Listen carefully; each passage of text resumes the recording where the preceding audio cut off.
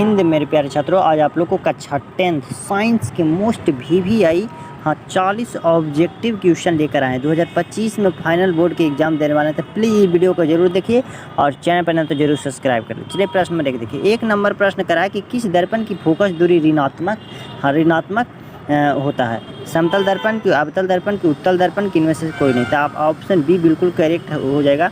हाँ, अवतल दर्पण की फोकस दूरी ऋणात्मक होता है और उत्तल दर्पण की फोकस दूरी धनात्मक होता है। ये भी आप लोग जरूर याद रखें।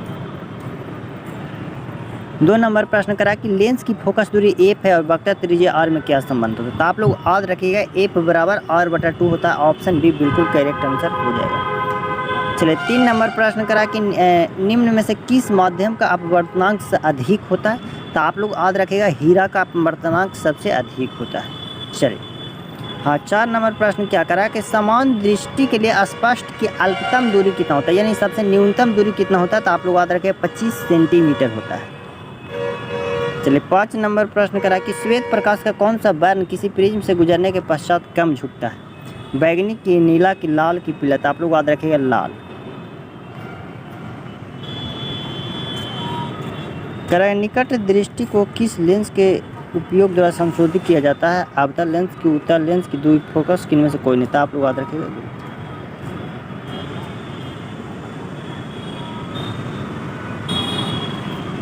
चलिए 7 नंबर प्रश्न करा कि वैद्युत प्रतिरोध निर्भर करता है। तो आप लोग याद रखें इनमें से सभी पर, चालक की लंबाई पर, चालक के अनुप्रस्थ कार्य क्षेत्रफल पर, पदार्थ पर। विद्युत शक्ति का ऐसे मात्रक क्या होता है। विद्युत शक्ति का ऐसे मात्रक क्या होता है। तो आप लोग कमेंट करके बताइए। 8 नंबर प्रश्न विद्युत शक्ति के ऐसे मात्रक क्या होता है। 9 नंबर प्रश्न करा कि 1 यूनिट विद्युत का मान कितना होता है। तो आप लोग याद रखिए 3.6 जूल होता है। 10 नंबर प्रश्न करा कि निम्न में कौन सा कथन सत्य नहीं है।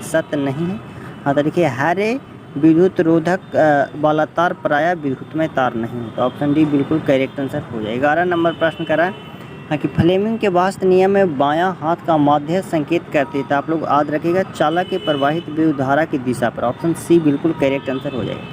12 नंबर प्रश्न करा कि चुंबक के भीतर चुंबकीय क्षेत्र रेखाओं की दिशा क्या कहलाती है।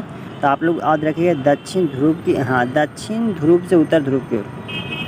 13 नंबर प्रश्न करा कि नाभिकीय ऊर्जा का स्रोत निम्नलिखित में से कौन सा है। नाभिकीय यूरेनियम हो जाएगा कि सोडियम की, कार्बन की, सभी। तो आप लोग याद रखें नाभिकीय ऊर्जा का स्रोत जो होता है यूरेनियम होता है।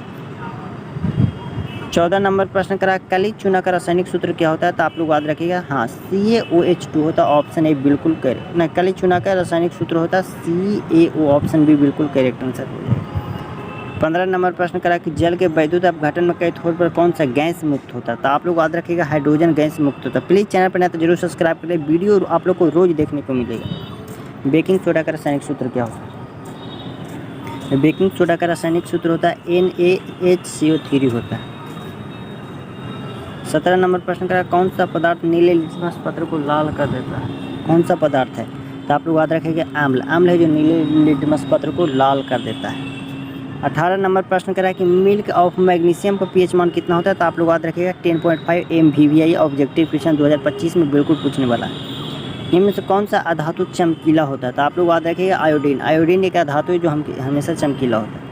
20 नंबर प्रश्न करा कि निम्न में से कौन सा धातु अत्यधिक अभिक्रियाशील है। तो आप लोग याद रखिएगा Na, जिसे सोडियम कहा जाता है।